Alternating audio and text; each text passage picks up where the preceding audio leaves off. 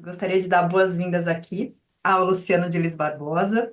Eu vou apresentá-lo formalmente, né? Porque nós estamos gravando, então vamos poder transmitir isso para quem não puder assistir.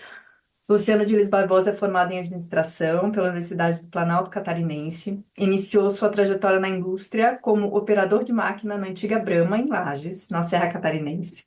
Pouco tempo depois, migrou para a área administrativa. Com seu desempenho, tornou-se um gerente da empresa. Sua carreira seguiu em constante ascensão, assumindo novos desafios em outras empresas catarinenses, até receber o convite para integrar uma das maiores companhias do setor de tixo no Brasil. Com ampla experiência em gestão e vendas, Luciano assumiu o cargo de CEO na IPEL em 2021. Luciano, muito obrigada pelo seu aceite. Vou contar aqui, depois de você dar o seu bom dia aqui a todos, vou contar como nós nos conhecemos brevemente, depois vou passar para as perguntas, tudo bem? Primeiro, assim, só em pegar o finalzinho do vídeo que vocês estavam debatendo já deu uma palpitação, né? Porque, assim, a gente vai falar da mesma coisa aqui, né? Então, é um prazer estar com vocês, uma honra estar aqui participando desse grupo que tem a feliz missão de discutir as coisas, discutir pessoas pelo ângulo das pessoas, né? Então, acho que vamos tentar, assim, humildemente tentar fazer com que a minha história, de alguma forma, consiga contribuir com a jornada de todos aqui.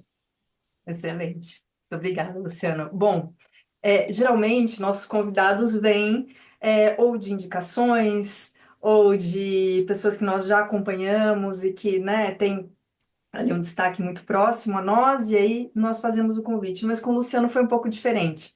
E foi um amor à primeira vista, né, Luciano? Sim. Eu fui lecionar numa das aulas da Fundação Dom Cabral, na aula de ética para conselhos, no programa de desenvolvimento de conselheiros. E, enfim, conversei sobre vários aspectos desses que nós falamos aqui, de uma gestão humanizada, uma gestão, né, uma governança humanizada, sem medo e etc. E é interessante que há alguns anos atrás, parte do público, parte dos alunos era muito cético e era até reativo. Então, falava, não, isso não tem como isso não acontecer, você está imaginando, tal, e aí a gente tinha que trazer casos, e enfim, para, né, ajudar esse convencimento. Com o passar do tempo, o número de céticos diminuiu, pelo menos aqueles que se pronunciavam diminuiu, e mais recentemente, que foi o caso do Luciano, começaram a palpitar alguns casos de pessoas que falam: eu faço isso, eu já testei isso, deu certo, o resultado é maravilhoso, isso e aquilo, e começam a dar mais força para essa nova mentalidade, para esse novo paradigma que a gente tem defendido aqui, para as pessoas simplesmente testarem, acreditarem, para as pessoas perderem o medo, né? E justamente pensando que o progresso é essa concretização de utopias, porque as pessoas agiram sem medo, porque as pessoas fizeram com coragem mesmo com medo, né? Então, e depois da aula, o Luciano veio e a gente conversou, depois dele dar o depoimento dele, ele veio, a gente começou a conversar e eu fiquei apaixonada pela gestão dele, pela forma dele pensar a governança, a estrutura, a relação com familiares, a relação com o conselho, a relação, enfim, um caso maravilhoso, que eu vou deixar ele contar aqui. Então, por isso, nós trouxemos esse brinde para coroar aqui esse dia de hoje, com esse debate sobre uma nova forma de modelo, né, uma nova forma de gestão, uma humanocracia, né? E eu queria, Luciano, começar pedindo para você contar um pouquinho da sua trajetória e o que fez você procurar uma nova forma de gestão, uma nova forma de liderança. Como é que isso aconteceu, de forma resumida? Bem, vou deixar você ir explorando, né, Angela, até para entender quais são os pontos que são interessantes para o grupo que está aqui. Eu vou tentar ser breve nessa parte de história, mas assim, eu sou eletrotécnico formado e comecei minha carreira profissional mesmo na Ambev. comecei na obra da Ambev, na verdade. Eu vim, voltei, eu morava em Curitiba, voltei para lá porque eu queria trabalhar na Brahma, na época Brahma. E eu comecei no trabalho da obra da fábrica, né? E aí, quando surgiu a primeira oportunidade, eu entrei como operador logo em seguida que a fábrica partiu. E como era a minha primeira experiência, eu estava muito aberto a aprender, e a Ambev tinha uma particularidade muito forte, que era ter um sistema de gestão muito robusto, e aquilo começou a me interessar, né? E eu comecei a gostar desse negócio de me envolver com a gestão, entender que a gestão dava resultado, e fui me envolvendo com isso ao ponto que, em algum momento, perceberam esse meu envolvimento e me convidaram para que eu fosse o condutor desse sistema de gestão, né? Porque na Ambev já existia a área de gente e gestão. Então, eu entrei na área de gente e gestão a partir de gestão e desse meu envolvimento e daquilo que eu era, de fato, apaixonado por fazer. E isso se traduziu, depois eu acabei me tornando o primeiro operador de máquina na história da Brahma até aquela época a se tornar gestor de RH, né? E até um momento importante desse fato foi que, assim, eu fui entrevistado pelo Brito em São Paulo, que na época era o presidente da companhia, porque ele estava curioso em saber quem era esse operador de máquina que tinha virado gerente, né? Então foi um fato marcante na minha trajetória. E aí, depois disso, passado 10 anos de Ambev, eu começou a bater aquela ansiedade, dizer assim, eu sou capaz de construir alguma coisa, ou sou só bom em fazer as coisas funcionarem, né? Receber as caixinhas prontas, e aí eu me desafiei, saí da Ambev, fui para uma empresa familiar, fiquei 5 anos nessa primeira empresa, foi um choque gigantesco, né? Porque você sai de um modelo de governança e gestão e sai para um outro modelo onde as decisões nem sempre são tão lógicas assim, e ali foi um grande aprendizado para mim, a duras penas, mas foi um grande aprendizado. E depois eu galguei outros caminhos e me tornei diretor de gente e sempre levando comigo a área de gestão, sempre carregando comigo a área de gestão. E isso foi me dando mais bagagem e foi alargando a minha responsabilidade, assumindo como diretor, de repente assumi tecnologia, assumi outras áreas e fui ficando ocupando mais espaço dentro das companhias. Aí, por fim, me convidaram para ser diretor geral na Porto Belo, né, no Grupo Porto Belo, onde eu fiquei durante 3 anos na minha segunda estada no Grupo Porto Belo como diretor-geral da operação da Porto Belo Shop, que é um negócio de franquias e de varejo, né? Eu vivi varejo, depois que eu saí da fábrica, eu fui para o varejo, né? Vivi varejo durante 15 anos. Passei pela Estúdio Z Calçados também, que foi um fato marcante de governança para mim e de aprendizado sobre gestão e gestão de pessoas. Aí depois eu vou entrar um pouco nesse caminho de pessoas, né? Então, a minha carreira foi construída baseada nisso. Então, eu fui uma pessoa de gestão que migrou e assumiu a área de gente e acoplou esse gente de gestão nessa modalidade que eu fui doutrinado e aprendi a gostar da Ambev. E por onde eu passei, eu multipliquei esse método que, para mim, funciona até hoje, né?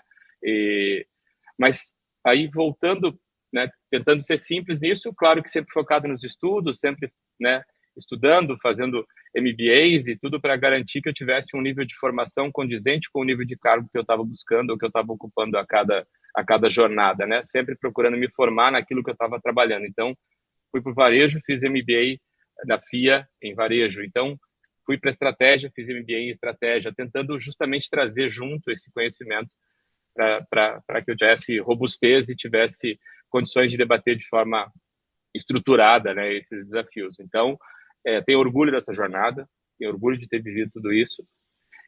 Mas o fato que transformou a minha vida foi, antes de tudo isso, foi na operação, né? Talvez o Torres, que está aqui, até vá lembrar desses fatos. Eu não me lembro da janela de tempo dele e da minha janela, mas a gente estava em momentos muito distantes, né? Assim, eu estava na operação e ele já estava no corporativo, na gestão executiva.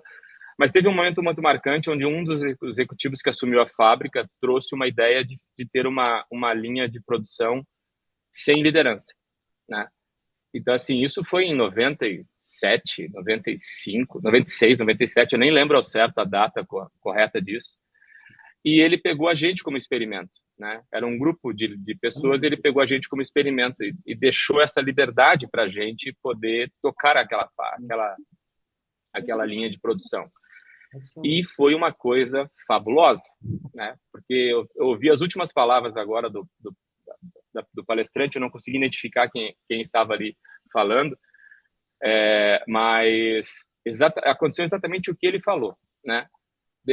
Destravou as pessoas, deu às pessoas uma liberdade que elas nem imaginavam que poderiam ter E essa liberdade se transformou em algo fantástico, né? De repente, a gente tinha duas linhas de produção que eram idênticas, gêmeas, que estavam novas e quase praticamente iguais, e essa linha que estava sobre autogestão estava voando, né?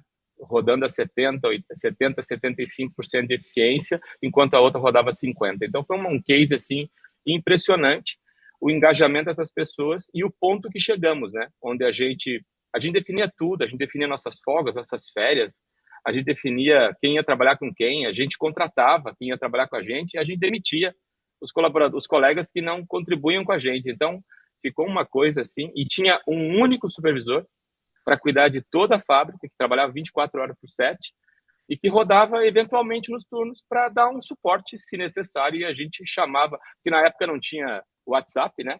Então a gente tinha aquele celularzinho de lanterna, que era o melhor celular do mundo, né? Aquele que a prova de qualquer coisa, e a gente tinha aquele telefone para poder ligar para ele caso a gente precisasse. Então, essa vivência mostrou para mim que lidar com gente tinha um outro olhar, tinha uma outra forma, né? E se você trata adultos como adultos e se você respeita a, o espaço de cada um e dá o direito de cada um de pensar, isso pode mover montanhas. E isso virou uma coisa tão forte a ponto que a gente propôs mudanças numa linha que era nova para melhorar a eficiência dela. A gente mudou a linha, a gente mexeu em equipamento, porque a gente começou a perceber os gargalos e aquilo nos incomodava. E era tão forte que tinham equipamentos que eram em duplas, 2 equipamentos por linha, um quebrava, a gente fazia na mão para não perder eficiência. Então, assim, o que ele falou no vídeo é o que a gente vive na vida real, né? É o que a gente viveu na vida real. E desde lá, eu tenho tentado trazer isso para tudo que eu faço. Quando você é um executivo dentro de uma organização com mais executivos, a força é muito grande. A força de fazer isso, porque as tendências contra isso são também muito fortes, né? Até porque dá para entender, né? Nós fomos criados num ambiente com cultura militar, escola militar, estrutura militar, estrutura hierárquica militar. Todo mundo tem insígnias, né? Nas empresas. O crachá é mais forte do que a pessoa. Então, assim, isso tudo força um modelo mental que está instaurado, né? E que é muito, muito trabalhoso para se lidar com ele, né? Mas, assim, essa é a primeira parte. Eu vou deixar a Ângela conduzir, senão eu vou ficar só eu falando. Mas, por favor. Não, mas está maravilhoso escutar você falando. Vou só acrescentar mais uma pergunta aqui para a gente continuar com essa conversa. Como é que você definiria a sua liderança? Porque você pegou esse ponto da sua história em que você foi exposto a uma experimentação, né? Você foi exposto a um ambiente sem medo que destravou completamente a vontade de criar, né? Então a gente percebe efetivamente nesse caso que você relata, verídico, o quanto o medo é um entrave para a própria inovação, é um entrave para a própria experimentação, né? Então, como é que você definiria a sua liderança? Uma liderança humanizada, uma liderança por experimentação, uma liderança, enfim, com base em quais premissas que você lidera as suas equipes? E a organização como um todo. Eu acho assim, Angela, é muito difícil. E assim, eu estou vivendo essa experiência aqui, porque agora eu tenho literalmente o poder de fazer isso, né? Mas isso, ter o poder e ter autoridade, e isso versus a execução, ainda assim tem um grande desafio, porque falar disso para os seus liderados e isso acontecer na vida real tem uma lacuna enorme, porque as pessoas até têm dificuldade de entender o que é isso, sabe? E como você falou que acontecia nas aulas, acontece no ambiente corporativo, né? Um certo ceticismo de que isso é possível, né? Porque ao longo da jornada as pessoas foram criando uma sensação de cargo e poder que parece que não consegue mais se desgrudar, né? Então assim, hoje de manhã eu estava tomando banho e pensando na nossa conversa, né? E eu falei assim, eu tenho um sonho de escrever um livro, né? Um desejo de escrever um livro. E hoje veio a mensagem na minha cabeça, assim, né? o grande poder da liderança está em delegar poder, né?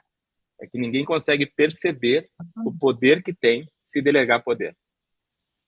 Assim, na verdade, o seu poder se multiplica, Ele se né? multiplica, exato, é Então, incrível. é uma coisa assim que é surpreendente, mas é muito difícil você tocar, fazer isso acontecer, porque você tem que tocar a alma das pessoas.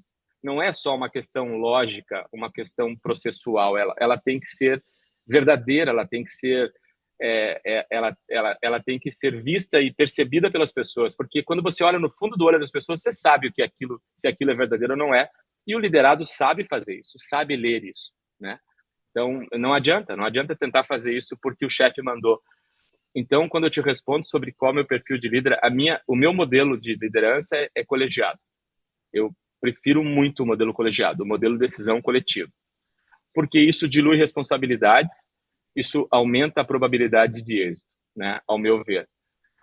Com relação ao ambiente organizacional, tudo que eu tento fazer, e aí o que eu fiz? Eu peguei aquele modelo que eu aprendi na Ambev, adaptei a esse olhar sobre pessoas e tento construir um modelo onde eu consiga esvaziar o poder do líder e transferir esse poder para o operador, para a equipe de base. Então, assim, eu não acredito, sabe, Ângela, que a gente consiga. Eu não consigo ser o líder que eu gostaria de ser. Não consigo. Por vários momentos eu acabo tendo que ser aquele líder impositivo, porque as pessoas não querem se mover naquele sentido, e você dizer assim, não, nós vamos, e nós vamos porque eu acredito e vocês precisam vir, né? Vocês precisam acreditar, e aí por insistência e repetição, as pessoas começam a acreditar. Então, às vezes, eu sou o pior líder que eu poderia ser na tentativa de construir essa nova liderança. Então, é um ambiente ambíguo, né? E, assim, eu não sei a quantidade de vezes que eu errei fazendo isso. Porque não é fácil encaixar essa liderança, ser aquilo que você quer ser, em um ambiente que te puxa para outra coisa, para ser um modelo de mais do mesmo. Então, é uma luta eterna. Eu estou aqui há 4 anos construindo isso, né? Se eu disser para você que a gente evoluiu muito, muito. Se eu fosse dar uma nota para nível assim, qual é o nível que você entende que está essa evolução dessa de dar poder às pessoas? Eu diria que está no nível 5, se muito. Porque assim, acho que vou mais uns 4 anos para chegar no nível 7. Porque aquilo que eu experimentei foi uma amostra muito pequena, num grupo muito pequeno de pessoas. Fazer isso com 1.000 pessoas não é fácil. Fazer isso só de liderança eu tenho 70. Então, assim, fazer essa liderança toda, refletir isso, ser isso, né? Você não pode sair trocando o mundo inteiro achando que vai achar essas pessoas, porque essas pessoas no mercado também não existem. Então, assim, você tem que fazer essa transformação dentro de casa, né? Então, eu acho que eu sou um líder que se molda a cada liderado, sabe, Angela? Eu sou o que eles precisam que eu seja nesse momento, a cada momento, para tentar levar para esse caminho onde eu acredito. Eu não larguei o osso, não larguei aqui a fé naquilo que eu quero. Só que muitas vezes eu tenho que me moldar para trazer as pessoas para dentro daquele ambiente, porque senão eu também me torno uma coisa estranha, sabe? E se eu me tornar uma coisa estranha, em vez de eu gerar aproximação, eu posso gerar afastamento, né? Então, é difícil fazer isso. Não é simples, não é fácil, é dolorido. E às vezes eu tive que abrir mão de pessoas que eram pessoas muito competentes, porque eu percebi que elas nunca iam acreditar nisso. Então, eu falei, olha, infelizmente eu vou trocar sua competência por outra coisa, né? E a pessoa, quando eu demiti, ela olhou para mim e disse assim, eu não consigo entender. Eu falei assim, eu vou te explicar mais uma vez. Eu espero que quando você começar a trabalhar em outro lugar, esse momento nosso reflita em algo que faça você pensar diferente. Então, é muito duro fazer isso, né? No comitê executivo, eu tenho 5 diretores que respondem para mim. No comitê executivo, no comitê de gestores, é uma luta contínua. Então, não sei se respondi da forma que você gostaria, mas eu sou um pouco adaptativo nesse processo de transformação. Ô, Luciano, ô, Ângela, será que poderia fazer uma perguntinha para o Luciano? Não, Não? Então tá bom. porque hoje as perguntas são minhas, você faz depois. Então, na hora das perguntas, eu vou colocar minha mãozinha aqui para você. Democraticamente, ela disse que não. É, então, viu, Luciano? Porque depende da Processos. pessoa. É a liderança adaptativa. Se não É vai, isso aí. se não vai com o Piaget, vai com o Pinochet, por aí.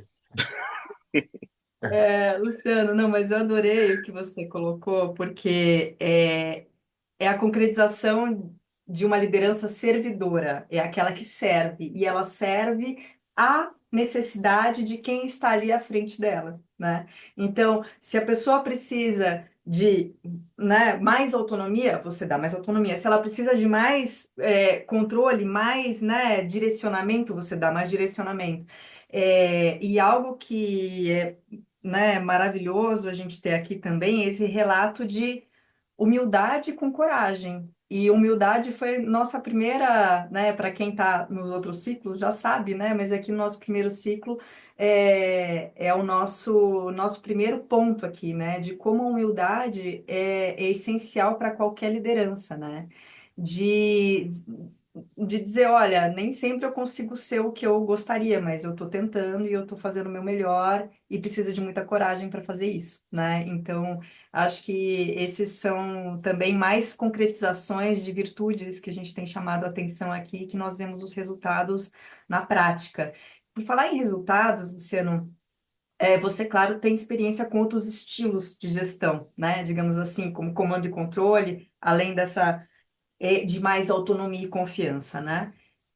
Quais são as principais diferenças que você percebe em relação a relacionamentos, qualidade de relacionamentos, conexão, engajamento, responsabilização, produtividade e lucratividade para quem ainda fica, não, eu só quero ver a ponta do lápis, não me interessa como é que está o clima, né? O que que você citaria aí de principais pontos que saltam aos olhos em relação a essas questões?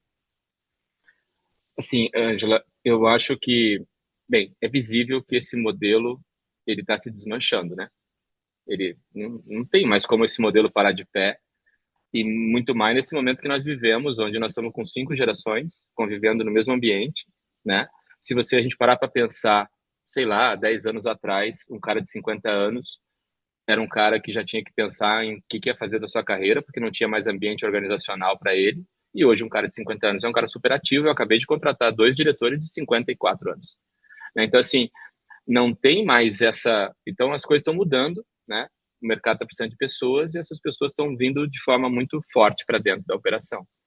E essa nova geração é uma geração que não está habituada com o nosso modelo mental, né? Porque a gente tinha toda a nossa referência era o professor da escola, o pai, a mãe, né? E o chefe.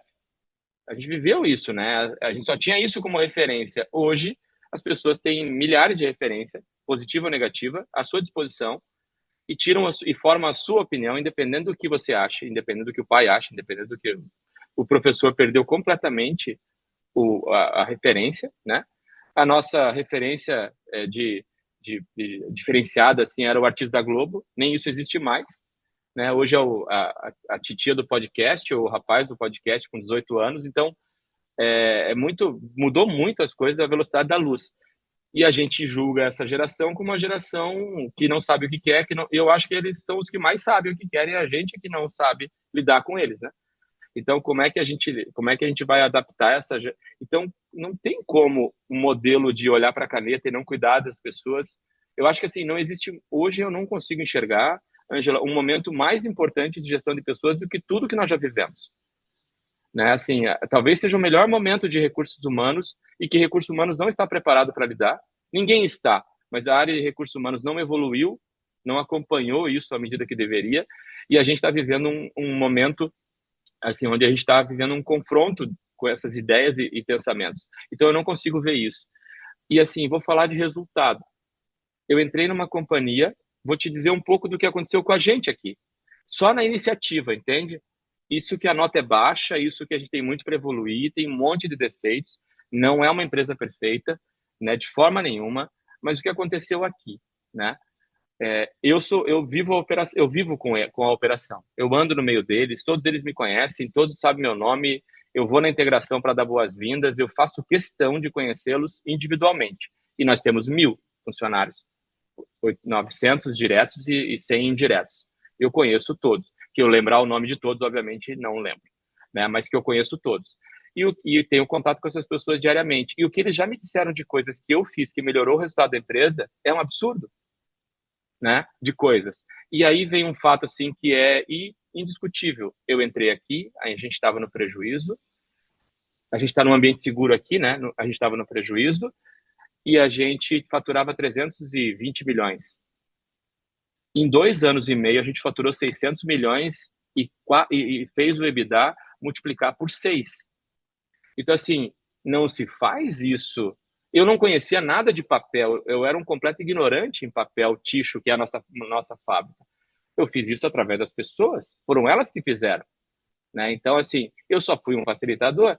Então, essa transformação da empresa, né, e tudo, é a prova viva, assim. Então, dar bom dia para as pessoas, Angela, é uma tolice que ninguém faz. As pessoas chegam para trabalhar, são capazes de passar por todo mundo e não dar um bom dia, né? Então, assim, eu faço questão de caminhar a fábrica toda, todo dia, só para dar bom dia. Então, assim, por quê? Porque você muda o ambiente aonde você está inserido. E você pode fazer isso como uma formiga, mas vai mudar o ambiente, né? Eu tenho até um relato sobre isso, né? Eu trabalhei numa empresa familiar muito dura, alemã, né? Muito dura, e com uma cultura muito fechada.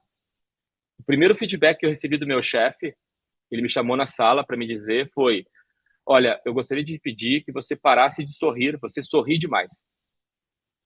Então, assim, dá para ter uma noção do que eu estou falando, né? Receber um feedback desse. Eu falei assim, ó, então você Com contratou a esse pessoa. grupo não ia dar certo, viu, Luiz?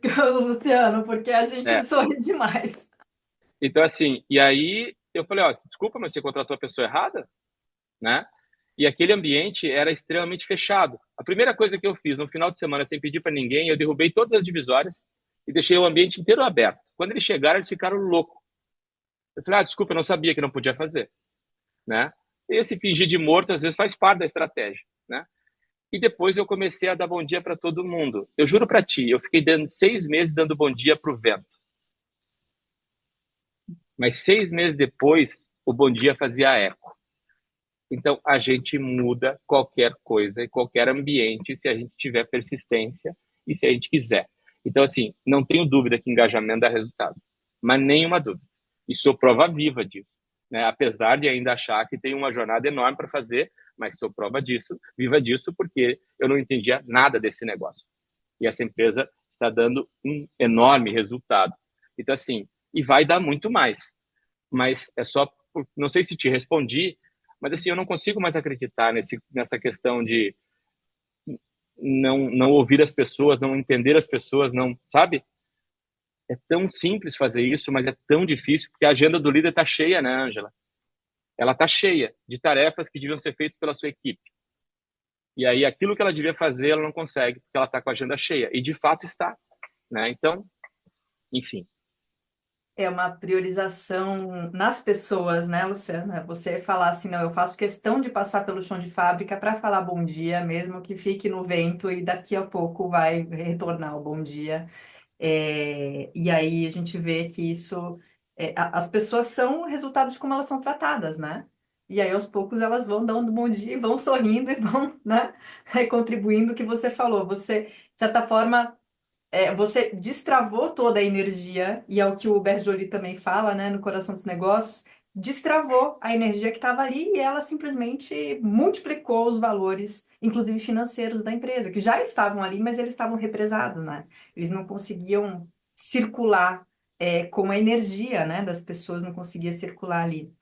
E agora, Luciano, você mencionou, bom, claro, tem muitos desafios, né? Tem a estratégia de se fingir de morto, tem a estratégia, tem várias estratégias. Então, na sua experiência, quais foram os maiores, e essa é a minha penúltima pergunta, tá, pessoal?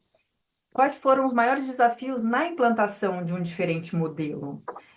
Porque você mencionou dois aqui também, né? Uma outra questão é, bom, eu abri mão de pessoas que tinham uma competência muito, muito grande, mas que não acreditavam nisso, né? E que o valor delas não estava nisso.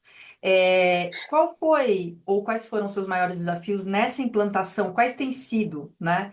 E se você, que você falou que está aí há 3 anos, e aí você já percebe alguns patamares de desenvolvimento, de confiança nas equipes? Tem equipes que avançam com mais velocidade, outras com menos velocidade. Como é que você enxerga isso? O que que você pode passar da sua experiência? Que não é o one size fits all, não é que isso vai ser passado para qualquer outra empresa como uma receita de bolo. É como, Não, e como não você tem. vê isso?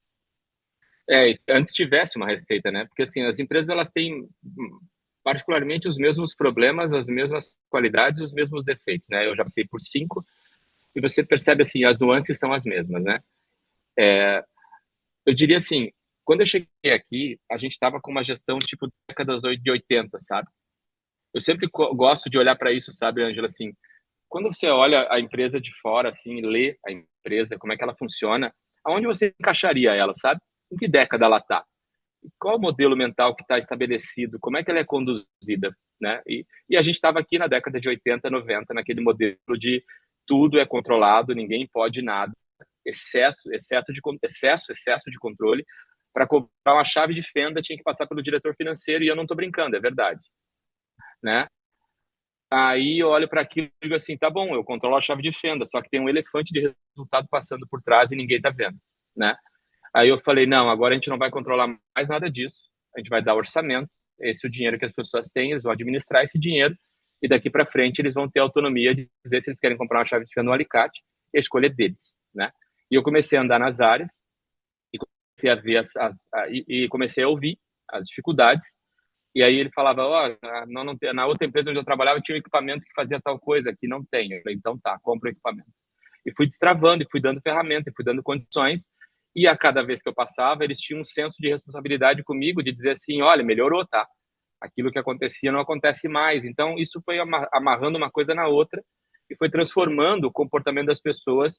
Então, eles sabem que se eles me pedirem e tiver sentido, eles vão ter, e eles sabem que quando eu voltar eu não vou cobrar isso, mas eles têm um senso de dever de dizer assim, ó, deu ou não deu, né? Então, assim, é muito interessante isso, né? Porque eu não chego cobrando. Às vezes eu chego e digo assim, e o equipamento funcionou? Não, funcionou, olha só, o indicador melhorou, a coisa... Assim, você sente as pessoas, e aí elas percebem que, assim, elas vão ter o que elas precisam, porque, Ângela, é impressionante como a gente não dá atenção e as pessoas não têm condição de fazer bem o seu trabalho. É impressionante, né? De uma chave de fenda, às vezes um equipamento, então, assim, é uma verdade. E eu diria para você assim, eu tenho na nossa empresa aqui, né? São duas grandes fábricas, uma fábrica produz papel, né? E a outra fábrica transforma esse papel no papel higiênico, no papel toalha que vocês conhecem no mercado. E assim, eu tenho diferentes níveis em áreas muito diferentes. Áreas que evoluíram rápido e que estão dando passos largos, áreas que evoluem mais devagar, mas são consistentes, áreas que evoluem muito pouco. E aí você começa a enxergar isso e começa a ter como tratar, né? Você começa a enxergar, visualizar. Eu uso uma metodologia que eu aprendi na Ambev e adaptei à nossa realidade, que é a gestão por células. Então eu pego a fábrica inteira, cada grupo de máquinas, né? Cada setor, cada pequeno grupo de máquinas eu transformo numa célula, que eles dão um nome para essa célula que eles querem, e essa célula é autogerida. Então eles têm um manual de como eles fazem essa autogestão, os papéis, as responsabilidades que eles têm, os indicadores que eles têm que entregar, que eles têm que medir. Essa autogestão deles é revisada a cada 6 meses e eu vou tirando de forma muito cirúrgica aquilo que está no cargo do líder e vou jogando para dentro da célula, para dentro da operação. Então, eu vou esvaziando gradativamente a liderança e dando outros papéis para a liderança num paralelo, sabe? Mudando a perspectiva, assim. E isso vai trazendo esse empoderamento para essas células. E aí você vê nitidamente o líder que sacou a jogada e diz assim, vou fazer bom uso disso, e o líder que está brigando com o sistema. Aham, Né? Então, porque não assim, quer, porque ainda quer aprovar a chave de fenda. é isso mesmo. E aí você vê a evolução dessas células de forma distinta. Aqui na fábrica nós temos 22 células e a gente faz um prêmio de reconhecimento, inclusive aconteceu ontem. Uma vez a cada 3, 4 meses a gente faz uma avaliação deles, dá a pontuação a eles e diz como eles estão e faz um prêmio de reconhecimento e eles ganham um jantar com a família, algumas coisas assim, simbólicas, para dizer, ó, vocês são os exemplos da fábrica, né? como que vocês estão fazendo a gestão de vocês. Então, eu diria assim, está espalhado dentro da fábrica, diversos momentos, só que a vantagem que eu tenho, que como a gente acoplou o modelo de gestão para fazer esse empoderamento acontecer, é uma ferramenta de empoderamento via gestão. Sem engessar, sem nada, mas ele vai extraindo e dando poder, né? Assim, e a gente vê as células que evoluem, as células que não, e a gente consegue ir tratando, sabe? Então, dá para fazer um sistema de gerenciamento, de empoderamento, por uma forma técnica, se pode dizer, sabe? Então, é uma medição. E aí isso tem reflexos muito importantes, assim, porque eu já tive abordagens, Ângela, que eu, assim, me surpreenderam demais, de nível de maturidade de pessoas, e muitos já foram promovidos, muitos desses foram promovidos, começam a se destacar como operadores, e a gente começa a ver supervisor mais fraco, a gente vê aquela oportunidade, já coloca aquela pessoa no lugar, e ele já é um representante daquele modelo, então esse negócio começa a criar força. O ciclo é 7 anos, não adianta a gente brigar com o tempo, o ciclo é 7 anos, a gente ainda tem uma jornada, mas com certeza isso vai deixar essa empresa cada vez mais robusta. Mas um operador me abordou e disse assim, seu Luciano, não dá para a gente demitir o operador da noite? Não dá mais. Toda vez a gente entrega a máquina bem para ele, ele entrega a máquina mal para a gente no dia seguinte. Não tem mais condições. Eu já falei para o meu supervisor, já falei para todo mundo, mas eles dizem que ele é muito importante porque ele conhece muito de máquina, só que ele não ajuda. Então, assim, quando isso nasce, quando isso dá o primeiro ensaio, significa que o caminho está certo. É uma questão de tempo e de maturidade para que isso realmente faça o trabalho que tem que ser feito para que todo mundo, para criar esse engajamento coletivo. E um outro ponto que para mim assim se torna uma referência Luciano, é que desculpa te interromper, mas esse ponto é muito importante, que é o controle não por um compliance ou por um órgão externo ou por uma área específica, mas é o controle feito pelas próprias pessoas em relação ao seu próprio trabalho, que é a melhor forma de controle que existe, né? não, A mais é isso. efetiva. Então, eu queria só reforçar isso, porque é muito importante mesmo esse relato. E assim, ó, e é muito sutil, Ângela, mas é muito violento o ganho que você tem, porque assim, um exemplo que eu vou te dar, a gente tem máquinas de papel, né? Vocês todos estão convidados, se quiserem conhecer, a gente sempre vai estar disponível para recebê-los. A gente tem máquina de papel, é uma cabine, os operadores estão ali dentro operando aquela máquina. Quando eu cheguei, eles viviam suados, transpirando, porque eles corriam atrás da máquina o tempo todo, entravam e saíam naquela cabine o tempo todo. A gente foi, trouxe gestão, começou a dar para eles e dar e dar. E um dia eu cheguei na máquina e falei assim: e aí? Passaram-se 2 anos, programa rodando, células rodando, e como é que vocês se sentem? Eles falaram assim: ó, um operador virou para mim e disse o seguinte: seu Luciano, a gente não sabia, mas a gente corria atrás da máquina. E hoje a máquina corre e a gente observa. Então, assim, não preciso dizer nada, né? A transformação deles. Outra coisa, eu entrava na sala de comando e perguntava: como está? Como é que está a produção? Eles respondiam: tá bom. Ah, tá melhorando. Tá melhor que ontem. Eu entro na cabine de produção hoje e pergunto: como é que está? Ele diz assim: a nossa eficiência está em tanto, a nossa qualidade está em tanto, o nosso consumo está em tanto, a energia elétrica foi de tanto. Ontem nós tivemos um pequeno problema, mas o turno da noite resolveu, a equipe de manutenção tratou. Fizemos aqui um grupo de ação já para um problema que tivemos. Então, assim, eles têm muito conteúdo, eles são donos. Tanto é que o nosso slogan é: da minha célula cuido eu, né? Ou seja, eu sou o dono, né? Então, isso reflete. Então, sim, eu tenho essa visão. Sim, tem várias áreas dentro da empresa em níveis diferentes, em patamares diferentes, mas também tem um pouco, né, Angela, de trazer esse modelo de gestão da década de 80, 90 para os dias atuais, traz um desafio adicional, sabe? Se a empresa tivesse um pouquinho mais atualizada e moderna do ponto de vista de gestão, a dor seria um pouco menor, mas é que tinha um gap muito grande, então o ciclo fica mais longo, né? Eu Uhum. acredito que numa empresa já mais organizada, com metodologia mais moderna, com um olhar mais moderno de gestão, isso seja um acelerador mais eficaz, mais rápido. Uhum, uhum. E se você pudesse dar, essa é a minha última questão aqui para passar para o Alexandre Júlio e o Dr. Jamal. Se você pudesse dar alguma recomendação para lideranças que sentem esse ímpeto de fazer diferente, qual seria essa recomendação, ou quais seriam essas recomendações? Não receita de bolo, mas formas, né? Olhares. Eu tentei, assim, eu tento isso desde 2005, né? Então, estou fazendo essas tentativas e erros em empresas diferentes e agora estou aqui quase completando 4 anos na IPEL, fazendo isso de novo.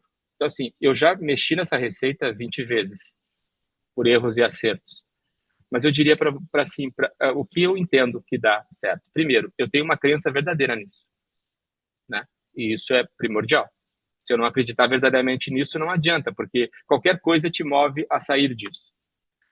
Segundo ponto eu gosto verdadeiramente de pessoas. Porque se você não gostar verdadeiramente de pessoas, também digo para você que você não vai Uhum, fazer isso do jeito certo, porque não, o coração não está batendo na mesma sintonia. uhum, Um terceiro aspecto tudo é método, tudo é gestão. Eu sou totalmente contra a burocracia ou a burocracia. Mas sem método e sem gestão, você também não faz. Porque não dá para fazer isso só na conversa de amor. Não dá para fazer isso só num diálogo recíproco e contínuo. Não dá para fazer isso fazendo palestra, chamando a liderança para a sala e palestrando sobre o assunto. A gente faz isso dando exemplo, que é estar onde as coisas acontecem, estar presente, estar vivo, estar visível, estar ao lado das pessoas. Tem operador que, quando eu fico algum tempo sem passar lá, me cobra. Ué, faz 15 dias que você não aparece aqui. Eu levo mijada de operador, né? Porque eu estou presente, então eu sinto o que está acontecendo. Por isso eu consigo entender aonde eu posso manejar algumas coisas, porque o sentimento é meu, não é de terceiros, né? E tem que ter um sistema de gestão. E quando eu digo sistema, porque gestão todo mundo tem, sistema é algo acoplado, é algo conecto.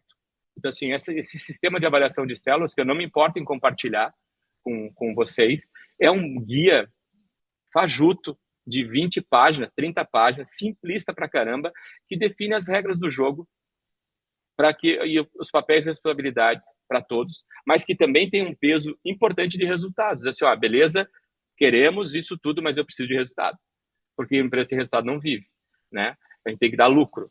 Não, então não mudou nada, não existe nada de romântico, não existe nada de apoteótico, nada disso. Não, não, não. É uma empresa, tem que gerar resultado, tem que dar lucro.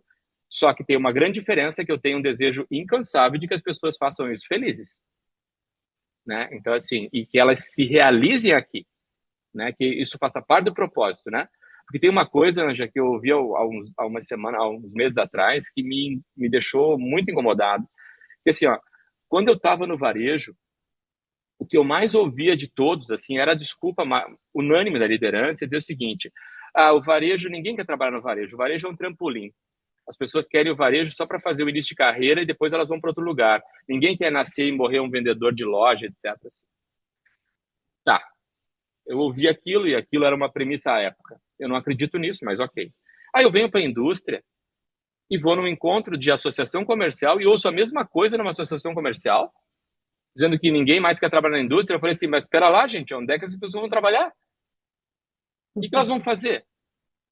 Se a indústria não tem espaço de youtuber para todo mundo, né? Alguém tem que trabalhar, produzir para alguém comer. Então, assim, como é que pode isso? Então, nós estamos achando justificativas, sabe, Ângela? Nós estamos achando explicações que tentem justificar o fato de que a gente não está sabendo lidar com a situação. Que a gente não consegue dar valor ao trabalho, não consegue dar proposta ao trabalho. Entende? Assim, então, a gente pode dar voltas e voltas e voltas. A verdade vai bater a porta, o turnover vai arrebentar, né? E uma coisa que é simbólico para mim, assim, mas toda integração que eu vou, fui numa ontem, por sinal, 31 pessoas que estavam entrando novas. Eu pergunto de onde você é, de onde você é, de onde, porque assim, a gente tem aqui uma invasão de venezuelanos, né?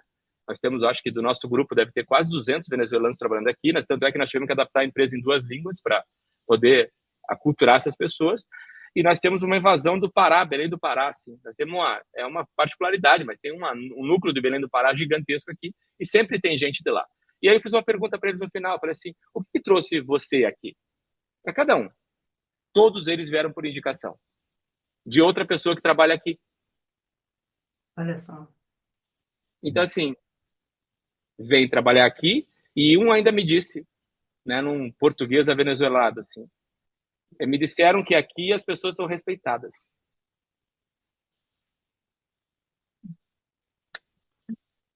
que eu vou É, dizer? é, sensacional. Muito obrigada, viu? Você resumiu bem os teus três pilares aí. Gostar de pessoas.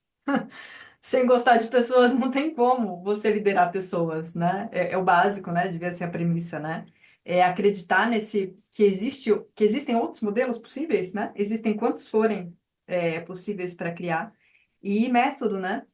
Sensacional, muito bom, muito obrigada. Agora vamos lá para as perguntas, Alexandre. Obrigado. Luciano, estou encantado aqui. Realmente, acho que todo mundo, né? Todo mundo ouvindo aqui atentamente. Muito obrigado mesmo, mas sobretudo, assim, nossa, muito inspiracional. Você sabe que a Angela falou que é um grupo sorridente. Era, no meu caso, até eu ser repreendido. Aí eu fiquei agora um pouquinho mais, né? E aí... e olha, eu escutei no chat aqui que a segurança psicológica diminuiu do grupo, que gente quer levantar a mãozinha falou, eu não, tô até com medo de levantar a mão. Então, essa é consequência do estilo de liderança aqui, no caso da Ângela, hoje, que é a A oportunidade minha dela, né? mulher mandou não perguntar, eu até vi aqui passando no chat. Exatamente, é por aí mesmo. Mas você sabe, Luciano, foi bacana no começo, lá atrás, são tantas questões que eu teria, e, enfim, ao longo da sua fala, eu fui por um caminho, depois pensei em outra coisa. Você mencionou lá atrás, reconheceu que ainda não é o tempo inteiro o tipo de liderança que você gostaria, mas eu acho que isso tem a ver com autenticidade e de que liderança não é concurso de popularidade. É você, em certos momentos, ir contra a maré, né? Não é só fazer o que todo mundo quer. Acho que essa coragem também de ir contra a maré em certos momentos é fundamental. Mas eu vou me ater aqui a três elementos que eu acho que, para mim, me chamam muita atenção. Primeiro que você falou, a primeira coisa assim, tem que acreditar, né? Eu acho que tudo começa com o que realmente a gente acredita, no que a gente acredita. E quando a gente fala de transformação cultural, a base, né, de uma cultura são as nossas crenças fundamentais. O que a gente acredita aqui na nossa organização? E, obviamente, isso começa com a crença sobre as pessoas. A gente acredita que as pessoas querem trabalhar ou são preguiçosas, elas são capazes de decidir ou elas são estúpidas. Se ela não tiver estudado do ponto de vista de escolarização, ela não pode decidir, né, digamos assim. Ou as pessoas são malandras ou são confiáveis. E, obviamente, você tem uma crença sobre o ser humano, que você formou ao longo da sua vida com base na sua experiência. Então, uma parte da minha pergunta é: em que medida você chegou a conversar isso com outras pessoas da alta gestão da sua organização? Como é que a gente vê as pessoas? Porque eu acho que tem que ter uma convergência da visão que a gente tem sobre as pessoas. Porque se partir de uma visão muito diferente, e são temas que em geral a gente não fala, né? Fica ali embaixo ali as nossas crenças mais fundamentais. Então, em que medida, dentro desse processo de transformação cultural, vocês chegaram a conversar sobre essas crenças fundamentais? Acho que essa é uma dúvida que eu tenho. A outra, eu acho que você mencionou, pelo menos do que eu entendi, que em alguns casos a pessoa tinha a competência, mas não estava conectada com a organização. Aí eu não sei se é com o propósito que vocês almejam ou com a visão de futuro que se criou, mas não estava sintonizada, conectada num outro âmbito que não é só o técnico, né, o de competência. Eu imagino que seja por aí e você viu que precisa ter algo mais do que só a competência técnica. Se você puder mencionar um pouquinho mais você mencionou dos resultados financeiros que foram espetaculares de crescimento, mas eu imagino que vocês também tenham, por exemplo, em rotatividade, que você mencionou agora, em que medida isso impactou, engajamento, eventualmente produtividade. Como é que você sentiu isso de uma maneira mais concreta, que é sempre importante? E a última parte da pergunta é a relação para cima. Né?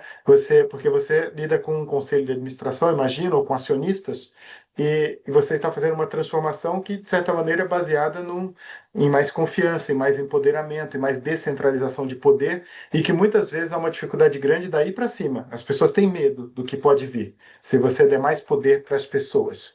Então, em que medida isso também foi um desafio ou não, no caso da relação sua com uma empresa familiar, obviamente, com os acionistas da organização, porque isso mexe, né, com estruturas. Assim, os indicadores da empresa de rotatividade, de absenteísmo e tudo melhoraram, todos os indicadores. E eu tô num núcleo aqui, gente, que assim, eu tô no pleno emprego, né? O meu índice de desemprego local aqui é menor que 3%. Então significa que 3% nem é a população que está procurando emprego mais, né? Então assim, eu não tenho gente aqui. Então a briga por gente aqui é a briga de foice, né? E assim, muitas vezes quando eu perco no dinheiro, porque aí eu não vou acompanhar. Mas ainda assim os indicadores, hoje nosso indicador de rotatividade está na casa de 2%, 2,2, 2,3%. é um indicador, na minha opinião, ainda ruim, né? Mas quando eu comparo com meus colegas aqui vizinhos, né, que rodam com 3,5, 4, então eu ainda estou melhor que o mercado, se dá para dizer isso. E Quando antes você era fala quanto, esse Luciana? Coisa de 4 anos era. 4,5% a 5%, né? Então, assim, mas a empresa, e daí vamos para a segunda parte, a liderança, né?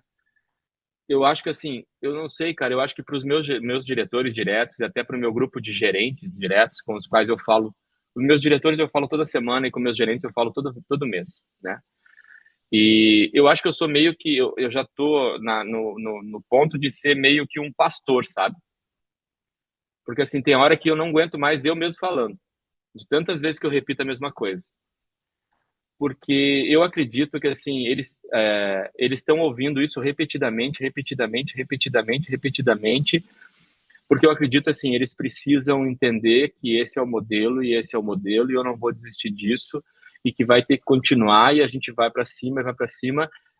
Então assim é incansável, Alexandre, incansável assim. E eu converso individualmente com meus diretores e explico por que que eu estou fazendo, explico por que que acontece, digo como é para ser e por que que tem que ser desse jeito e tento trazer o tempo todo eles para a visão disso, né? E quando você falou assim, troca pessoas por comportamento, eu diria assim para você, sabe qual que é de verdade, Alexandre, o motivo de eu não querer aquela pessoa? É porque eu fui e percebi que ele não gosta de gente. Porque no final das contas, Alexandre, assim, ó, todo mundo é capaz de se adaptar, né? Modelo cultural, modelo mental, tudo é capaz de adaptar. Mas a essência de gostar de gente não tem o que fazer. Não tem o que fazer. E infelizmente tem gente que criou teve uma criação ou teve um momento e isso parece que quebrou dentro da pessoa, sabe? E até acho o seguinte, se persistir, persistir, persistir, vai salvar. O problema é que às vezes eu não tenho esse tempo. E o que ele está causando de dano no ambiente, ele briga com a minha essência. E aí eu vou dizer assim, eu vou permanecer com alguém assim, fazendo aquilo que eu não acredito, contra tudo que eu acredito, com as minhas pessoas, o que que eles vão dizer de mim? Assim, o que você fala é da boca para fora, porque o fulano não faz nada disso e está aí até hoje. Então, assim, tem tudo um pouco disso, sabe? E assim, são as amargas decisões da cadeira. E eu confesso a você que nem sempre eu estou convicto de tudo o que eu faço. Mas eu tenho hora que eu falo assim, se a razão não é suficiente, eu vou pelo coração, né? Porque eu não sei mais o que fazer, né? E eu insisto, meses, meses, meses, contrato mentoria, faço trabalhos, mas daí tem um momento que eu digo assim, deu porque eu não tenho mais energia para dar para isso, eu tenho tanta coisa para fazer, eu não posso ficar gastando toda a minha energia com 2 ou 3 pessoas que estão no meu board ali que não conseguem acreditar no que eu acredito, né? E quando o terceiro ponto que você falou, que foi governança, tem uma coisa que eu falo muito assim, sabe, Alexandre, que o que me prende nessa empresa, porque assim, eu não saio daqui, sabe, Alexandre? Por minha vontade, eu não saio daqui. Porque assim, passou do aspecto financeiro. O aspecto financeiro se resolve também, óbvio, mas passou do aspecto financeiro. Isso aqui virou um sonho de vida para mim. E por que que eu tomei essa decisão? E eu falei isso para os donos. Sob o risco de dizer o seguinte, não precisa mais se preocupar, não precisa mais dar salário para ele, não precisa mais dar aumento para ele, porque ele já disse que não vai sair, né? Por que que eu disse isso? Porque assim, sabe quando você encontra uma empresa que tem alma? Essa empresa fazia tudo meio atrapalhado, mas a alma era verdadeira.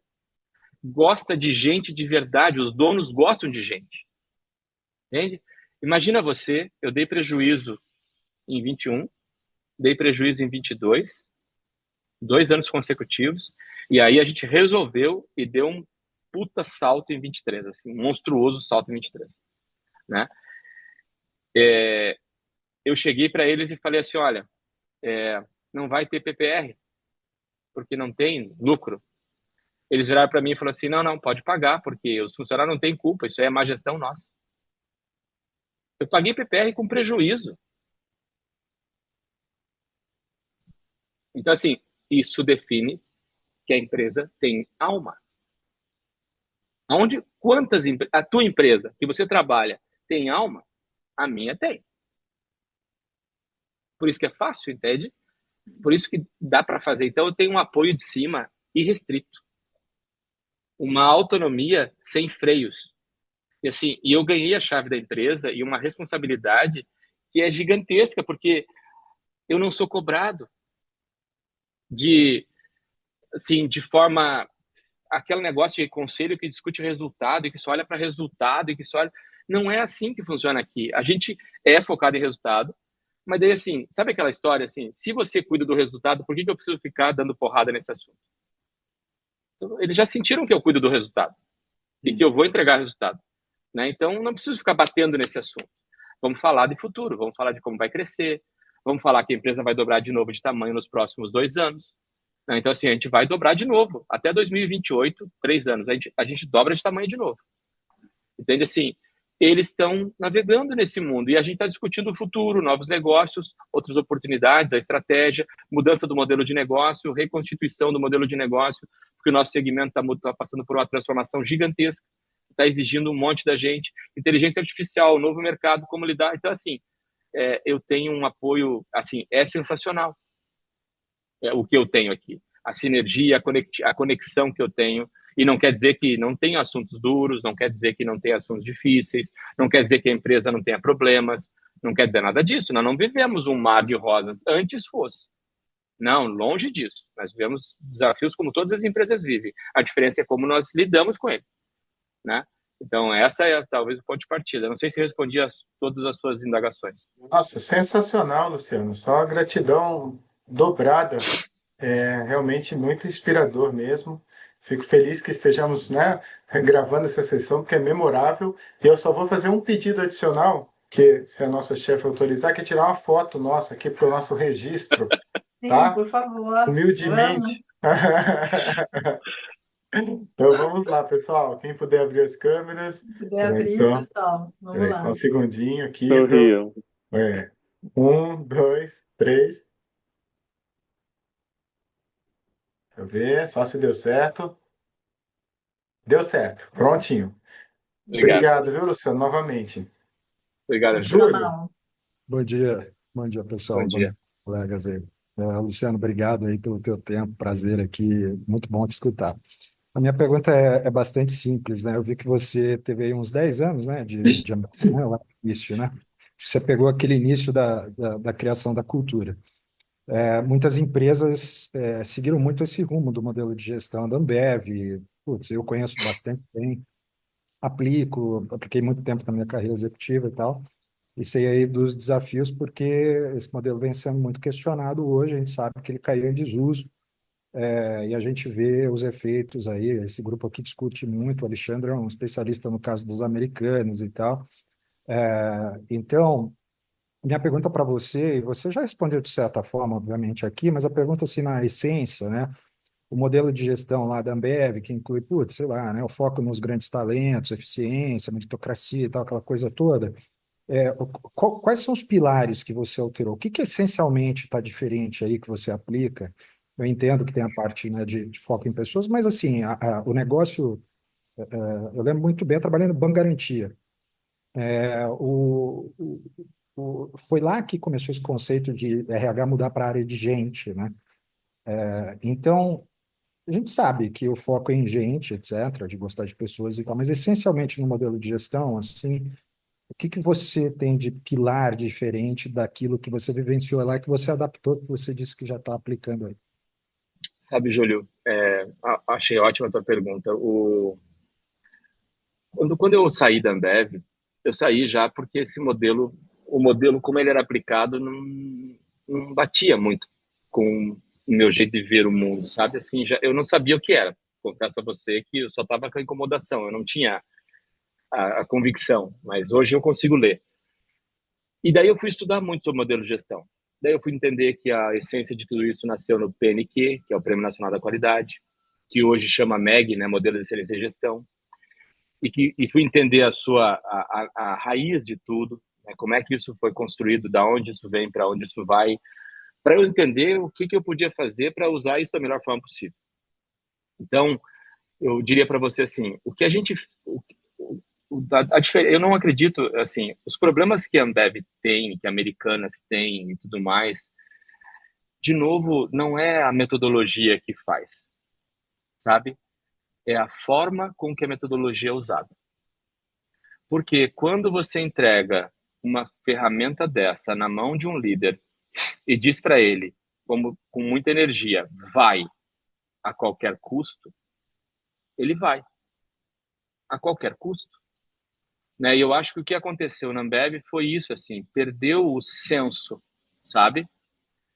Eu acho assim, falta, né? A metodologia em si, ela é fantástica, ajustada às devidas realidades. Eu não trouxe ela na íntegra para cá. Eu trouxe o que eu acredito, né? Filtrei, os pilares estão lá, mas eu filtrei e trouxe o que eu acredito. Mas eu acho que a pitada que faltava no modelo era que ele fosse de empoderamento de verdade, sabe? E que fosse um olhar de gente, um olhar sobre pessoas de uma forma diferente. Se eu ainda falo com muita gente de Ambev. O momento da Ambev hoje é de rediscutir tudo isso, né? O que a Ambev está fazendo? Justamente refletindo sobre como que eu faço esse modelo parar de pé sem ferir pessoas, garantindo que pessoas estejam em primeiro lugar. Então, eu acho que eu tirei a frieza, sabe? Eu tirei o gelo que estava nesse modelo e talvez coloquei um pouco mais de emoção ali dentro, um pouco mais de olhar para a gente, olhar para pessoas, um aspecto um pouco diferente. E eu fiz um trabalho há um tempo atrás com um outro profissional, há alguns anos atrás, já faz bastante tempo, onde eu discuti um pouco sobre essa questão do ser humano e eu acho que isso me humanizou mais. Então eu diria para você, eu uso um método muito parecido do que a Ambev usa, só que ele é mais humanizado. Sabe assim, ele leva em consideração as pessoas. E ele tende a ser, porque assim, a Ambev também tinha isso, só que perdeu a essência. Eu acho que é isso, sabe? É mais humano, é mais respeita o ambiente das pessoas, respeita as pessoas, busca trazer as pessoas para dentro do modelo e não empurrá-las para fora, sei lá. Eu não consigo encontrar a palavra certa, mas eu acho que é isso, é mais humanizado. Eu acho que o que você está relatando aqui é a questão da cultura, né? De você pregar aquilo e fazer aquilo que você prega, mas da forma correta, né? Parece que lá dentro você pregava uma coisa, mas dentro de sala de reunião e, enfim, no dia a dia era uma outra coisa, né? Então, acho que é um... Usava-se isso para humilhar as pessoas, né? É, Para o modelo, comparar. o modelo ele é ótimo de gestão, realmente, mas é uma questão de cultura, né? E é Do por perfil isso, do liderança, eu e é Acho acho. que por sim. isso, pessoal, que a gente precisa de uma bússola moral, né? Eu preciso de um norte moral. Senão, não tem. Você pode ter uma gestão que pode ser utilizada para o bem, para o mal, mas se você não tiver uma bússola moral que indique qual que é o norte, o que que é o certo a se fazer, e por quê, por exemplo, nesse caso, ficar sem não ter resultados, mas mesmo assim compartilhar resultados com os funcionários, é algo que é muito concreto, mostra isso, né? Olha, o que que a gente acredita, né? É isso realmente acreditar nas pessoas e não extrair o máximo dos funcionários para beneficiar os acionistas, né? Eu acho até, desculpa até o comentário aqui, Luciano, mas o que você fala é muito claro, assim, a família, ela preza por valores, e isso é muito sólido, é pilar ali, e isso transforma. Você pega uma empresa que, sei lá, que vira uma empresa listada, que acontece isso, que aí muda, né, o direcionamento, por exemplo, a gente vê isso, muito isso acontecer, aí desconfigura e tal, e acontece isso que aconteceu. Mas é muito legal, obrigado Hum. pelo teu depoimento aí, isso acho que valida muito do que a gente discute aqui, obrigado. Doutor Jamal. Obrigado pela pergunta. Luciano, também agradecer muito, né, a presença sua com a gente. Eu queria perguntar para você sobre a questão de delegação. A gente sabe, delegação é um dos fatores críticos de sucesso de qualquer gestor, mas a delegação ela também implica em confiança, e confiança ela não é algo que se consegue muito rápido. Então Sim. eu queria entender como você delega, como você empodera pessoas que você não escolheu. Foram pessoas que chegaram na sua empresa e você vai ter que criar uma confiança para isso. Então, isso é intuitivo ou isso é metodológico? Então, eu queria aprender a delegar dessa forma. E como é o processo mental, como é o processo que você faz. E também saber como você se sentiu além do aprendizado, é claro, quando você se deu mal. Então, como você encara a delegação errada que você eventualmente possa ter feito? Não sei se fez, mas obviamente o aprendizado é natural. Mas como você, como ser humano, se sentiu se eventualmente não deu certo? Se a delegação é para o coletivo e o coletivo erra, o erro é coletivo e o peso é nosso, né? De decisão, de assumir a responsabilidade do erro, né?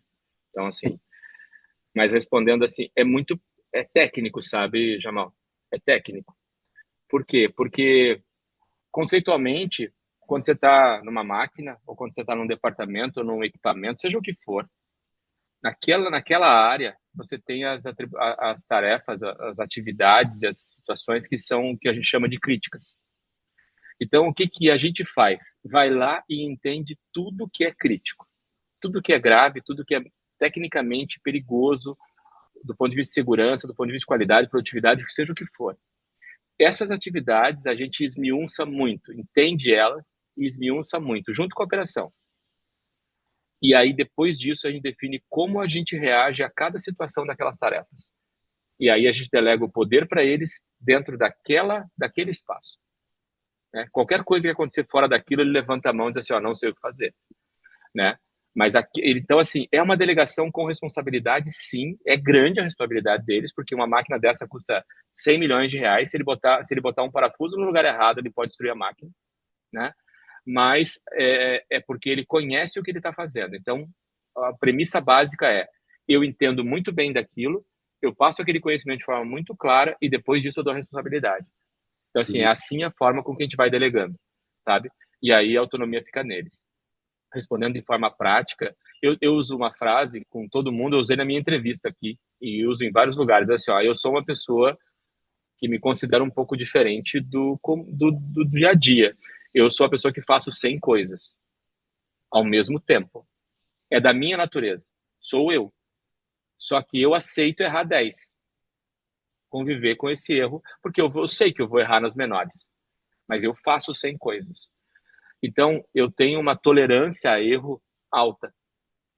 Eu aceito o erro. Eu convivo com o erro.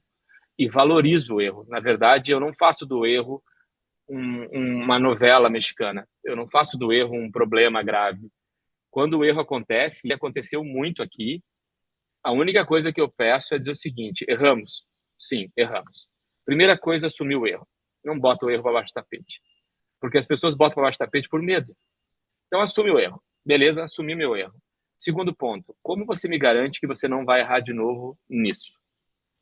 E aí isso se torna um tipo de mantra entre a operação, Jamal, que quando você chega lá, ele já te fala que errou e já te fala o que está fazendo para não errar de novo. Então, assim, Uhum. vira um negócio assim, uma roda do bem, assim, uma coisa muito louca, sabe? Que eu nem sei te explicar o quanto isso tem de efeito dentro do negócio, sabe? Mas, assim, a gente deve errar muito, a gente erra muito, porque se você for nas áreas, todas elas têm um quadro de gestão à vista, né? Porque para a operação é mais fácil a canetinha do que um computador, né? É mais simples, ele tem um computador também, ele tem toda a inteligência de dados do lado, tem medição automática de eficiência, tudo, mas ele tem a gestão é na canetinha. Se você for lá na canetinha, vai estar pintado de vermelho quando ele errou. E do lado vai ter uma folhinha em branco com plástico filme assim, para ele dizer qual foi a causa do erro e o que ele fez para aquele erro não acontecer de novo. Então, assim, é metodologia de novo, sabe? É cíclico. Eles sabem que podem errar, eles sabem que precisam se reunir para tratar o erro e tentar não errar de novo, sabe? Então, assim, é por isso que essa tolerância é alta. E eu já cometi erros graves, jamais. Eu já cometi erros graves. Eu deleguei coisas importantes e graves e teve uma pessoa que falhou numa atividade muito grave. E a primeira coisa que eu fiz foi assumir a responsabilidade porque fui eu que deleguei, né? E a partir dali, aquela pessoa sai de cena e eu fico à frente do problema porque eu tenho que resolver, dado que eu imaginei que ela tinha capacidade e não tinha. Então, o erro foi meu, não foi dele, né? Então, assim, eu errei em julgar que aquela delegação estava certa. Só que isso não pode me fazer involuir, né? Isso não pode me fazer a ter medo de delegar de novo. Então, assim, daí a gente se prepara melhor para continuar delegando e tentando errar menos, né, naquilo que está fazendo. Então, sei lá se te respondi, mas Sim, muito. eu- É um PDCA, um PDCL aplicado à delegação. na Sensacional, vida muito. real, na Da vida real. real. Obrigadíssimo. Com a premissa de que o erro acontece, né, Luciano? Somos Não humanos. tem, Humanos. E se você não tiver segurança psicológica, ele vai acontecer e vai continuar acontecendo, e as pessoas não vão aprender com ele, né? Então né? é como usar o erro para mim. Pior, nem percebem que erraram. Exato, nem percebem que erraram. Obrigado. Pessoal, em função do tempo, nós temos espaço para duas perguntas muito breves, tá? Então, Nayana, por favor, e Valdeci, e aí depois o Luciano. Podemos fazer assim? Então, Nayana faz a pergunta brevemente, Valdeci faz a pergunta brevemente, e depois o Luciano responde as duas, tá bom? Porque a gente já ultrapassou o nosso tempo. Oi, Ok. oi, Luciano. Obrigada por estar aqui. Uma coisa que eu notei na sua fala foi com relação a eu sou diferente líderes, eu sou um líder diferente para cada. E aí eu acho isso assim muito importante, né? Porque dependendo da cultura da empresa, né, você tem que ser um líder para, né, diferente, né, para cada empresa que você, senão você não consegue fazer, atingir o que você. Então, isso para mim seria uma das coisas primordiais, entendeu? Para você ter sucesso no que você faz, seria essa liderança. Uma vez me perguntaram, que líder você é? Eu falei assim, um líder que precisam que eu seja. Né? Até mesmo dentro da mesma empresa, né? Sim. A outra coisa que eu notei foi com relação as pessoas que você fala assim, porque elas não se adaptam, porque elas não sempre. Existem pessoas que. E aí seria assim, uma observação com relação a pessoas que são autistas e a pessoas que sofreram traumas grandes na infância, entendeu? E aí elas não conseguem inserir um trabalho.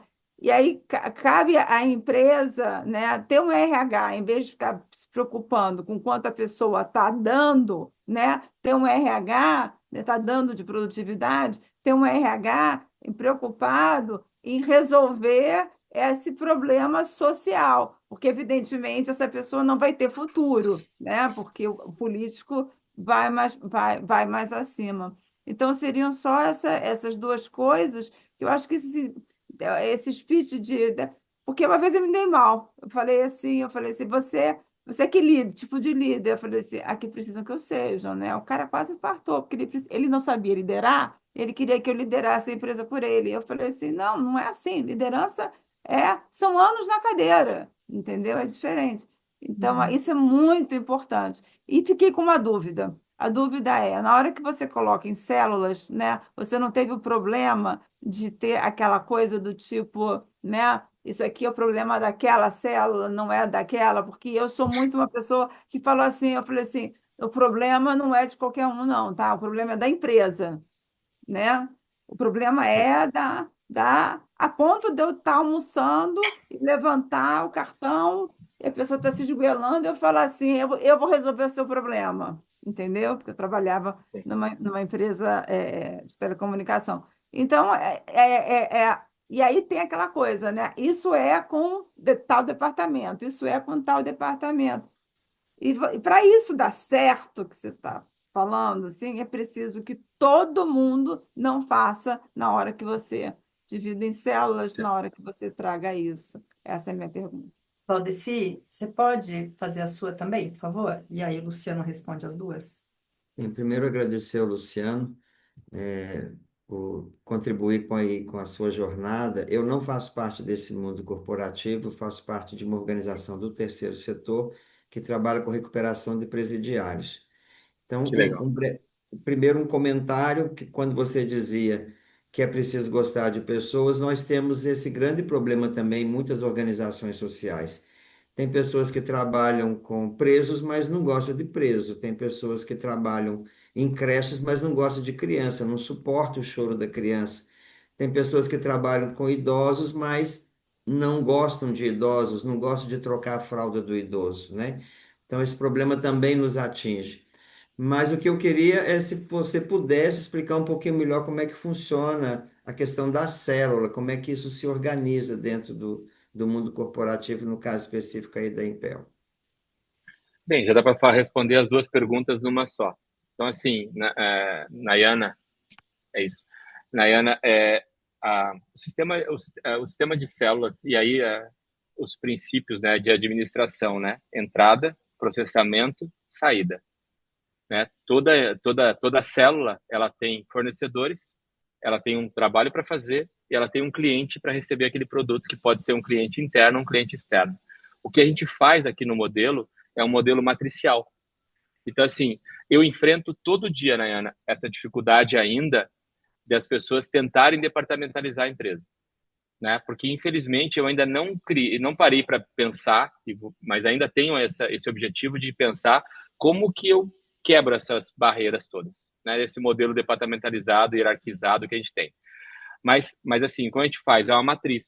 Então, o que acontece? Todas as áreas que são correlatas, que são clientes, estão vinculadas. Então, o meu objetivo como célula é entregar bem para o meu cliente, para o meu fornecedor da frente, com tudo que ele precisa. E o objetivo da célula anterior é entregar para mim nessa condição. E eu trato a área financeira, área administrativas, recursos humanos, segurança do trabalho, tudo como bases desse processo. Então, essa célula recebe também inputs, precisa receber inputs de RH, de segurança, de todos, e precisa entregar inputs também dessas áreas. Então, quando a gente fecha uma avaliação de célula, para você ter uma ideia, eu sei o resultado da célula, porque eu entendi. Só que dentro da célula, e aí tá já respondendo um pouco do Valdeci, dentro da célula eu olho todos os aspectos daquela célula. Eu olho se eu olho a produtividade dela, eu olho a qualidade dela, eu olho o custo e despesa dela, eu olho também a parte de segurança e olho pessoas, né? Tem 5 pilares lá dentro de sustentação. Quando eu fecho essa avaliação, eu digo assim, ele foi bem em todos os pilares, ele foi bem em o resultado geral, a gente consegue avaliar tudo.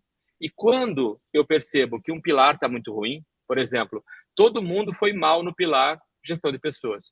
Eu tenho um problema na área de recursos humanos.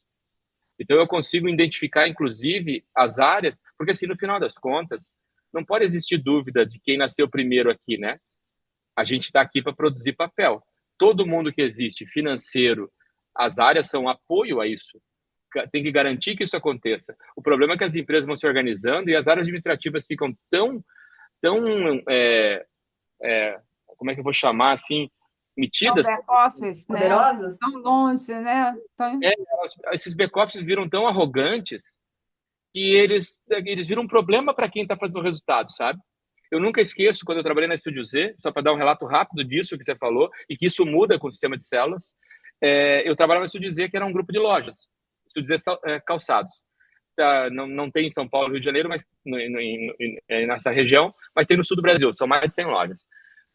Cada loja eu fiz uma célula. Uma loja tinha que olhar para tudo, produtividade, efeito, ele tinha que fazer gestão. E o back-office, eu cansei de passar do lado de controladoria e o cara do back-office dando mijada no gerente da loja.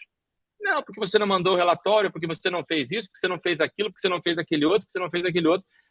E eu peguei tudo isso, botei num programa, num sistema e disse assim, ó, isso aqui a célula não vai fazer mais, isso aqui você que vai fazer, aquilo ali eles não têm que fazer, isso aqui eles vão entregar, isso não, aquilo não. E agora vocês vão ser os auditores da célula. Aquele cara que estava xingando e gritando, ele foi auditar a célula. Viver o dia de uma loja um dia inteiro e ver como é que a loja funciona. Acabou isso. Acabou a arrogância do back-office, todos pelas lojas. Porque eles conheceram a realidade no back-office, foram ver a vida real e assumiram compromissos, inclusive, com aquelas lojas. Compromissos escritos. E se eles não cumprissem, eles iam ser avaliados também. Porque eu Então, acho que é eles uma maneira de esquecem. você criar uma conexão e uma matriz de responsabilidades que envolve todas as partes em tratar o problema e em ajudar aquela célula a fazer resultado. É porque o jurídico financeiro, geralmente, né, o não é sempre normal, né? E eles esquecem que eles estão ali para viabilizar o projeto das empresas. Eles querem que a gente dê um jeito dentro da lei, dentro do compliance, de que isso seja possível, né? É esse o papel do back-office, não de dizer não, né? Justamente, é um facilitador. Luciano, muito Respondi, Valdeci. Excelente, excelente, A gente, obrigado. a gente podia Maravilha. fazer e pode fazer, se você quiser, uma conversa só sobre isso. porque isso dá para ter muito caldo para discutir sobre esse Pois é, modelo. se você pudesse deixar seu contato, porque nós temos várias APACs, e eu pensei aqui, né, na minha cabeça que cada APAC poderia ser uma célula, né? Então, acho. As portas estão abertas, a Ângela tem meu contato, tem a liberdade de passar para vocês. Posso compartilhar com o Valdeci, Luciano, que o Valdeci é uma Pode, pessoa claro, com certeza, maravilhosa, muito com inspiradora, certeza. assim como você. Então, Ok, estamos aí para obrigado. ajudar. Eu acho que a gente tem que devolver ao mundo aquilo que o mundo nos deu, né? Nós não acumulamos conhecimento meramente porque somos inteligentes, sim, porque convivemos com pessoas que transmitiram para a gente. Eu acho que a nossa missão é transmitir para os outros. Então, conte comigo. Excelente, Maravilha. obrigado. Luciano, gostaria de agradecer imensamente, novamente, você. Muitos insights, muitas ideias valorosas, e mais do que ideias, essa verificação da concretude de que pensar que dá para fazer diferente, acreditar nisso e ir nessa direção realmente gera algo diferente, né? E acho que a gente sai daqui com muito mais entendimento sobre o nosso papel, o que que é possível. É, e, e acho que esse entendimento de ser uma liderança dinâmica, porque todos nós somos dinâmicos, né, em função das nossas relações e do que cada um precisa, a gente dá o que cada um precisa, eu acho que isso é essencial, não entender que a gente tem que ser a mesma pessoa, a mesma forma de tratar. Para todo mundo, porque cada um tem a sua necessidade, né? E isso é extremamente humanista, isso é extremamente singular, isso realmente é essa ideia de que a mudança é a constante, né? Nada mais do que isso. Então, muitos insights valorosos. Muito obrigada, Luciano. Você vai estar Muito, conosco ano que vem, mas vai ser chamado para outras sessões bônus, né, Alexandre? Eu com agradeço. certeza. Olha, Luciano, não tem muito palavras, né? Foi demais. Como aqui a Débora colocou, uma das conversas mais inspiradoras que nós tivemos. A expectativa já era alta, para ser sincero, Luciano, porque a já falou muito de você, mas foi muito ainda acima das altas expectativas. Realmente foi Obrigado. inesquecível. Parabéns mesmo, porque sua trajetória assim nos energiza, né, todos nós, nos dá força, porque mostra, novamente, como a Angela falou, uma concretude de muito do que aquilo que a gente realmente, né, dissemina por aí, e que, portanto, precisamos ter gente no dia a dia que faz isso acontecer e que mostra, né, que é possível ter outra forma, muito mais, eu diria, não só humana, né, mas muito mais consciente, de operar nesse mundo e de assim também gerar resultados financeiros, sim, mas com uma consciência humana e com uma consciência ecológica que é essencial para todos nós também. Muito obrigado. E é isso, e será uma honra se você, né, manter essa ideia de continuar conosco ano que vem. Sim. Será muito, muito bem-vindo. Muito obrigado mesmo, de Muito coração. obrigada, Luciano. Obrigada E a todos. Alexandre e Ângela, assim, ao mesmo tempo, só para agradecer também. Vocês não têm noção o impacto que esse evento está causando em mim. Porque, assim, eu descobri que não estou sozinho. Então, muito obrigado. Nós que Obrigado. agradecemos, Luciano. A nossa força é muito maior juntos. Muito obrigada, viu? Sem dúvida. Muito obrigado. Obrigado, obrigado, Sucesso. queridos. Vocês ficaram até o fim. Obrigado a todos. Tchau, Tchau, tchau. tchau.